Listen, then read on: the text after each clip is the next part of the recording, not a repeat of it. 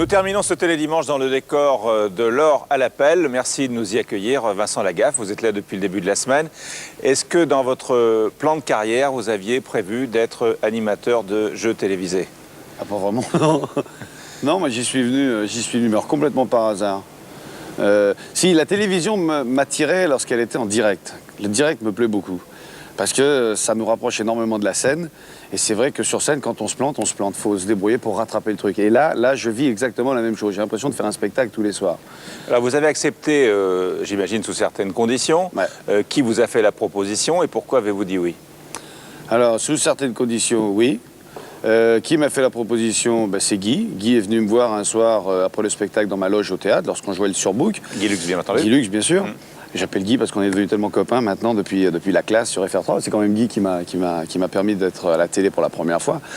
Et Guy m'a dit, écoute, Coco, j'ai un truc pour toi. Je dis, écoute Guy, moi tu sais, la télé, c'est vachement astreignant. Moi, si je fais une émission quotidienne, il faut que ça soit du direct. Et Coco, c'est du direct. Je dis, ouais, c'est bien, mais bon, je vois pas trop ce que je peux animer. Moi, des talk-shows, il y en a qui font ça 10 fois mieux que moi. À la limite, un jeu. Hey, Coco, justement, c'est un jeu. Je dis, bah oui, mais bon, il faudrait que ça soit vraiment un jeu populaire. Moi, j'ai un public populaire, donc il faut que ça soit très populaire. Coco, ça peut pas être plus populaire. Et puis voilà, donc on m'a présenté l'Or à l'appel. Ça m'a d'autant séduit que c'était un truc complètement créé de toutes pièces, même si on peut comparer ça à de l'Interville indoor. C'est quand même une création à 100%. Et donc moi, j'avais laissé comme condition que je voulais vraiment me savoir dans la possibilité de le faire. Donc je voulais faire des pilotes, des brouillons, comme on a appelé ça. On a fait 5-6 pilotes. Je me suis senti complètement à l'aise.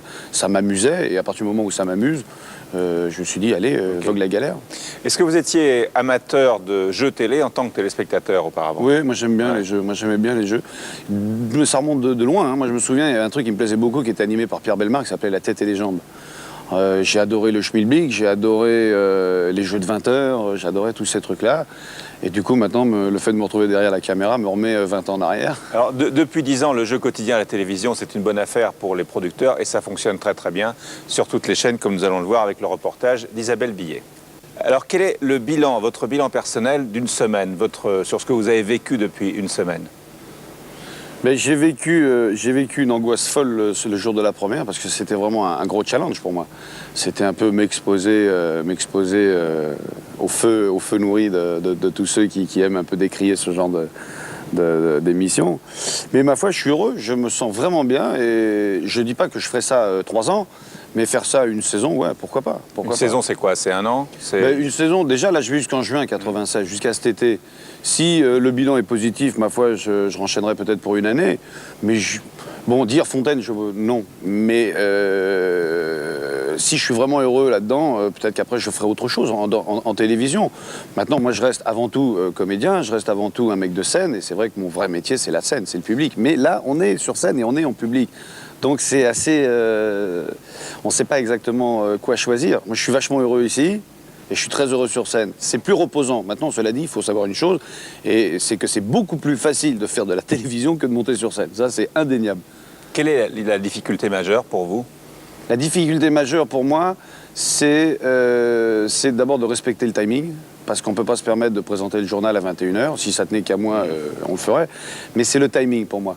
Ça ne me laisse pas assez le temps de lâcher les chiens, comme on dit, de péter les plombs et de déconner. Moi, ça fait 37 ans que je déconne. Ma foi, ça marche bien. Est-ce que Guy Lux est toujours dans la coulisse? Papy, il est venu les 4 premiers jours. Puis hier soir, il était fatigué. J'ai dit, papy, tu vas te coucher ce soir. D'accord. Mais il est là pratiquement tout le temps. Alors vous avez connu un gros démarrage lundi. Je suppose que tous les matins, vous avez les chiffres d'audience dans le petit déjeuner. Oui, je me lève le matin à cause de la sonnette du fax qui tous les jours à 10h tombe et poum. Voilà. Donc gros démarrage et puis vous êtes resté en tête toute la semaine devant Studio Gabriel. Mais vous êtes bien placé pour savoir que Michel Drucker est un coureur de fond redoutable. Et vous avez un contact avec lui cette semaine? Cette semaine, non, on ne s'est pas appelé. Si, je l'ai appelé mercredi matin. En lui disant, t'as vu ce qu'ils ont écrit sur moi dans la presse, mais j'ai pas mérité ça. Puis il m'a dit, attends, mais fonce, installe-toi, sois heureux. Si t'es heureux, ne change surtout pas, reste comme tu es et fonce. Mais avant de faire le premier pilote, moi j'ai appelé Michel, j'ai dit voilà, écoute, parce que Michel c'est la première personne qui a eu confiance en moi pour mettre à 20h30 à la télévision.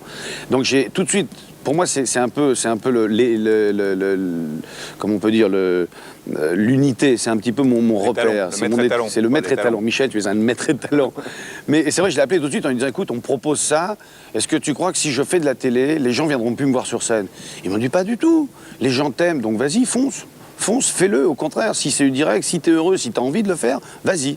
Donc j'ai suivi son conseil et c'est lui qui m'a appelé, qui m'a dit, bah alors, tu vois, c'est bien. Nous regardons les chiffres de la semaine avec Christian Desplaces. Eh bien, on y est! Ça y est! Lundi dernier, à 19h05, en arrivant sur TF1, Vincent Lagaffe avait une mission, redresser l'audience de l'avant 20h. Ça commence très fort. Et en public! Mission accomplie dès la première de l'heure à l'appel. Lundi, entre 19 et 20h, ce nouveau jeu spectacle a été regardé par 6 millions de téléspectateurs.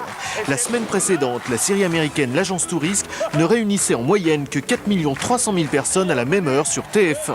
Lagaffe a donc attiré 1 700 000 téléspectateurs supplémentaires lundi soir. On est parti pour voir un petit peu comment va se passer le déroulement de cette troisième et dernière manche. Enfin, avant-dernière manche. Effet d'une première, attrait de la nouveauté, ce mouvement d'audience a eu des... Cette tendance s'est-elle maintenue le reste de la semaine? Mercredi soir, Lagaffe recueillait 5 500 000 personnes. Jeudi, 4 900 000. Vendredi, 4 86 000. 6 et 5, 11. Pardon. Attention, c'est quand vous voulez. Allez, feu! Ouais, ouais, ouais, ouais, ouais, ouais. La bataille de l'avant 20h sera de longue haleine.